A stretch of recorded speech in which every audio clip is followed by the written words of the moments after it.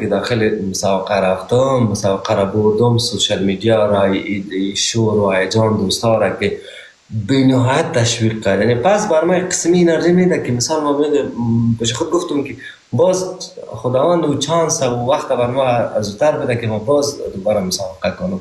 یعنی یک لذت خیلی خاص داره. کسی که خیر ما خوب بر صورت که کشور دوزار منه، هر کس شما هم که یک عشق وطن عشق واقعی می باشند. در پشتو مثلا یک شعر است، ما شما گفتم که طول دردون تلیمات آورکلا دو وطن درد تمی اومدنه.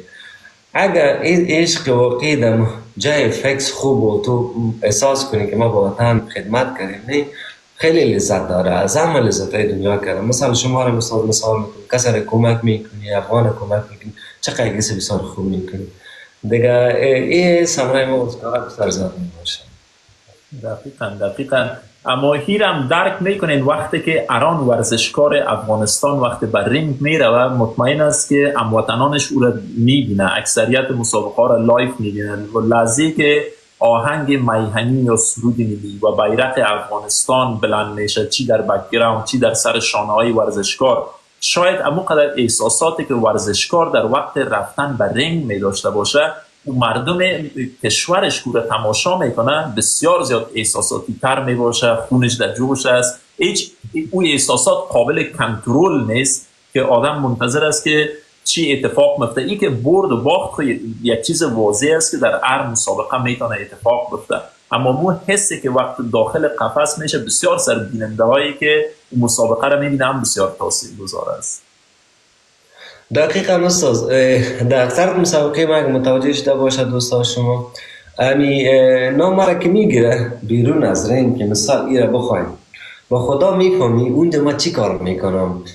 حوصله میکنه باشه از روی احساسات زد که من سلو برای میبرم میدم زودتر برم که زودتر شروع شم که معلوم کنم این یک احساسات. باز در وقت رنگم در وقت مسابقم چی میشه، شخص خودم خیلی کنترل تمرکز فکری خیلی زیاد میگیرم که یک نمره چه قسمی بگیرم، دیگه نمره چه خود نگاه کنیم کجا مو انرژی خود استعمال کنیم. یعنی یک احساسات زیاد می باشه که تو پیاده سلو میره، ما تو نمی کنم میدونی که زودتر برسم به قفس دیگه. این تو اساس باز اوتک صاحب امی تکتا چطور است اگر ما یک روز شوق علاقه بکنیم که همچون مسابقه ها را مثلا خودت یا اران ورزشکار دیگه بر سطح حرفوی مسابقه بده، باز تکتای ازی چطور است؟ قابل پرداخت است یا قیمت از ارزان است؟ چقدر مثلا در روسیه وقتی یک مسابقه برگزار میکنین یک تکت نرمالی که آدم نزدیک بتونه بشینه چقدر باید پول پرداخت بکنه به خاطر ازی؟ استاد جایی که من مسابقه میکنم در سازمان فایتنایت هست که مسابقه باش یک ماه بعد تکت ها رو پروموشن ها را یک تلویزیون که مثال میگیره و اعلان میکنن. تکتش آنلاین است. فکر کنم تکت های عادیش تا 2000-3000 می باشه. باز تکت های که هرچه نزدیک قفس می باز اونجا قیمتر شده میره. باز اون تکت که نزدیک قفس باشه باز اون قیمت می باشه. تکت هایی که مثال چوکی دور باشه باز اون ارزان می باشه. تکت های می باشه. باز یک ورزشکار چند نفر میتونه که خود ببره همون رایگان به خاطر مثلا رفیق و دوستش؟ استاد ایچی از تو وقت شده که ما ایچی وترینر و استاد یارا کلش داخل میبرم ام تیم که ما که میباشم. باز دولت گرمش میباشم که منفر که یک از رفیقایت یا بیادرت یا یک چیز خود برای اوزو معرفی میکنم که مزرومیش باز نرمش پیش از باز میدم داره در راستا رو میگه میره ها کنید یه از ماست بازو را میباده دیگه زیاد میتونم تا 10 نفر دیگه راحتا چی میکنم برده میتونم. خیر اگر قرار باشه در یک مسابقه بعدی اگر فرصت مساعد باشه ما بیایم، ما تکت کار دارم یا امطور امرای خودت میتونم قاچاقی تیر شوم؟ استاد قاچاقی هم تیر میشی و از اونجا ما میگم برای خودتان مجای وی آی پی رو براتون داده میتونم. میباره خیلی افتخار میباشین، چقدر خوب میشه که شما بیاین و بر ما انرژی و قوت میتین.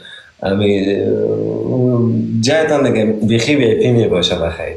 دوستای عزیز اینا 1,500 نفر هستین. اگر قرار باشه کدام مسابقه ولی جان اوتک در کدام رخصتی ما برابر شود بر ما وعده داده که در جای وی آی پی ما را امرای خود بدون خریدن تکت میبرن. حتما استاد بیخی وعده است پرامیس است. با امید استاد در لایو که بدستم بالا میشه قسمی نجیب یاد واسه میگه سلام. از این لایف بسیار ریکارد ها میشه، شاید پرچالش باشه این لایف، ثبت میشه این لحظه، شاید به صدها نفر ثبتش بکنه دیگه. یک ثبوت باقی ماند که بخیر اگر قرار باشه در طول مسابقه ما با